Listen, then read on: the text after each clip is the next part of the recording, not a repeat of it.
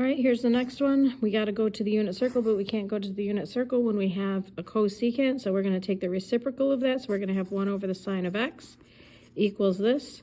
Then we're going to reciprocalize that, which means we're going to flip that, which means we have to flip this side. Now we can go ahead and go to the unit circle. So we're looking for a y value that's equal to the square root of 2 over 2. Y values are positive in square root 1 and square root 2. Square root of 2 over 2 happens at the pi over 3. So this is pi over 3 and 2 pi over 3. Down here, we have to isolate the sine of 3x first, so we divide both sides by 2. Then we go to the unit circle and we look for a y value that's 1/2. Y values are positive in quadrant 1 and quadrant 2, so we have 3x equals, and that's pi over 6. And 3x equals 5 pi over 6.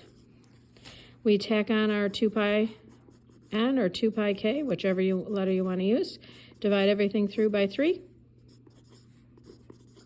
So we end up with two formulas here. We have pi over 18 plus 2 pi over 3n, and 5 pi over 18 plus 2 pi 3 over n.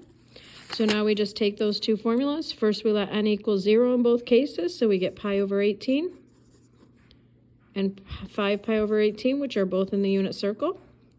Then we let n be 1, so we have pi over 18 plus 2 pi over 3. Get a common denominator. So it's 13 pi over 18. And then we'd have to do the same thing here. So we're still ending up adding 5 pi over 18 to 12 pi over 18. So that's 17 pi over 18. Then we let n be 2. So we have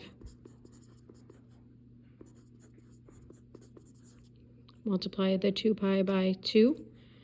We end up with 4 pi over 3. Get a common denominator, so we're going to have to multiply the top and bottom by 6 again. So we get 25 over 18, which is still on the unit circle.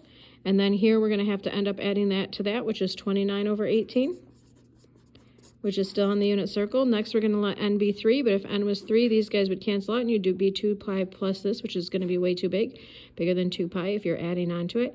If you let n be negative, you'd be taking pi over 18 and subtracting 2 pi over 3, so that would make it negative.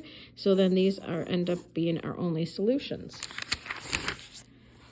For 3 pi over c, we need to either rewrite sine squared as cosine squared or cosine squared as sine squared. It doesn't do any good to have us factor this or anything like that because you're not isolating either one of the trig values.